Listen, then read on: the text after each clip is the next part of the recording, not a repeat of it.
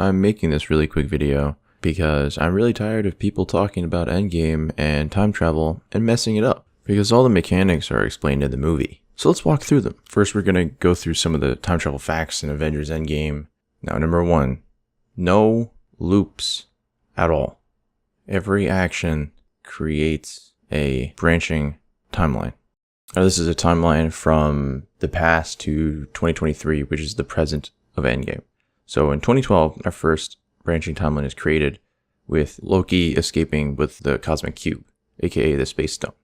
Now, a secondary, maybe, timeline is created by the removal of the time stone by Banner, given away by the Ancient One.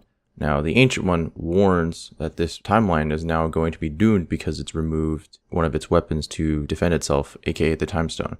The time stone is used by Doctor Strange to defend the realm against Dormammu, so it makes sense why this timeline would be represented by the black, deathly line that it is in the movie. Next, we have 2014. Now, this isn't a branch off of the other timelines, it's a branch off of the same prime timeline because the Avengers are going back in their pasts. So Nebula is going to the past and removing the Power Stone. This is also the timeline where Thanos and his army, which includes Gamora, Nebula, and the Black Order, they all go forward in time to 2023. In 2013 also, there is Mjolnir and the Ether, which are taken by Thor and Rocket. Also noting all these arrows are just branching timelines, because there are a bunch happening in the movie. Important to note that all these branching timelines, however, are not reintegrated into the prime timeline. It does not create a perfect loop. Now in 1970, because they mess up with the 2012 mission, they get the Pym particles in the cube, so that creates another timeline where Tony talked to his dad. Also, this Loki getting the cube thing is maybe the Disney Plus universe or timeline, so who knows. Now, this bad time stone timeline is erased because the time stone is replaced by Captain America. So that means the future's all good because Doctor Strange has the time stone to defeat Dormammu, or so we think. All we know is that the survival of the universe is sort of more insured because at least the time stone is there again. Power Stone and the Soul Stone, right, the Soul Stone is gone. Rest in peace, Black Widow. The time stone is replaced by Cap, which is great. No Dormammu. It's lit. Big point number 2. All stones missing from timelines are replaced by Cap, as well as Mjolnir. Gonna use blue to demarcate where Cap travels because he is the one that does the most time hopping afterwards. So he starts off in 2023, and he goes back to every single branching timeline that was created by stones being missing and returns them. So he returns Mjolnir and the Ether, he returns the Power Stone and the Soul Stone, he returns the Time Stone, and then he returns the Pym particles, well, not the Pym particles maybe, but he returns the Cosmic Cube. So he basically returns all of them, and then he goes back to 1945, or somewhere in the past, so he can hang out with Peggy. This is the last scene of the movie where he's like dancing with her and hugging and kissing and dancing, whatever. And then he basically creates a new branching timeline. Now this is where a lot of people get confused because they think that this version of the timeline is the past of the prime timeline. And that's completely wrong because all the other branching timelines don't affect the future, which is why Nebula can kill herself. There's a lot of things that happen that don't affect the present, even though it affected the past versions of people. Now this means that this new Cap in the past timeline, anything could happen. No Hydra, no Winter Soldier. For all you know, in 2012, maybe there are 2 Caps fighting aliens, one old and one new.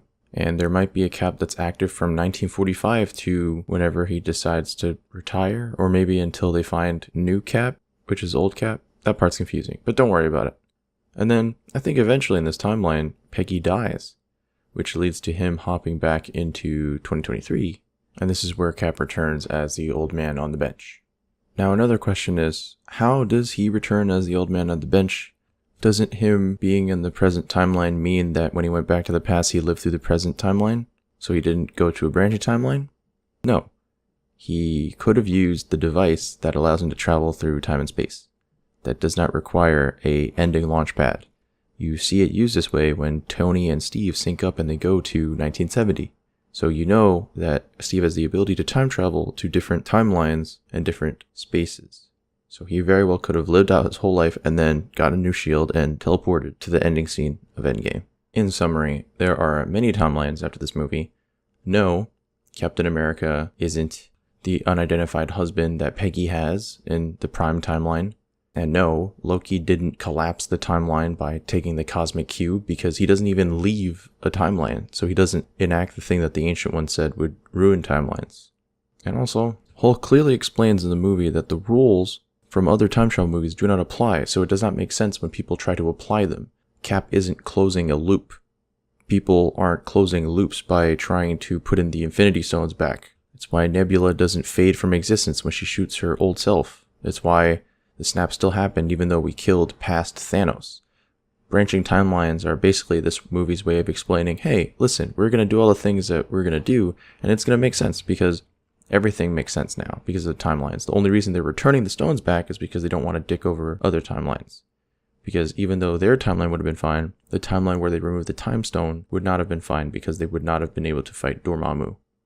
Thanks for watching, guys. This video has actually been really educational to make because I'm trying to ape Khan Academy, and his format is really hard. I feel like he does it all in one shot, and I had to do post-processing audio and piece together different clips. And let me know what you thought of this, and let me know if it helped you.